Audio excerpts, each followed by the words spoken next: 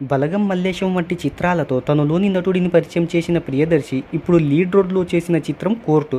విడుదలకు ముందే ప్రమోషన్ కార్యక్రమాలతో భారీ అంచనాలు నెలకొన్న ఈ చిత్రం తొలి రోజు మంచి ఓపెనింగ్స్ని అందుకుంది. ఈ మూవీ రెండవ రోజు కలెక్షన్ల వివరాల్లోకి వెళ్ళబోయే ముందు ఒక చిన్న రిక్వెస్ట్, మన ఛానల్లోని వీడియోస్ చూసి నచ్చితే సబ్స్క్రైబ్ చేసి లైక్ కొట్టి షేర్ చేయండి. సాంకేతిక నిపుణుల రెమ్యునరేషన్తో పాటు ప్రమోషనల్ ఖర్చులు అన్నీ కలుపుకొని ఈ చిత్రాన్ని 10 కోట్ల రూపాయల బడ్జెట్తో తెరకెక్కించారు.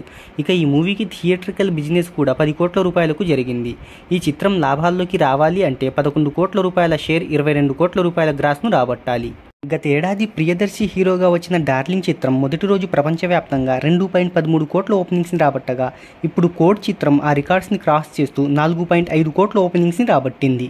ఈ మూవీ రెండవ రోజు వసూళ్ల విషయానికి వస్తే మార్నింగ్ షోకు 34.5% ఆక్యుపెన్సీ, మ్యాట్నీకి 55.4%, ఫస్ట్ షోకు 59.35%, సెకండ్ షోకు 68.32% ఆక్యుపెన్సీ అనేది నమోదైంది. ఇక ఈ మూవీ రెండవ రోజు ప్రపంచవ్యాప్తంగా 5 కోట్ల గ్రాస్ను రాబట్టింది.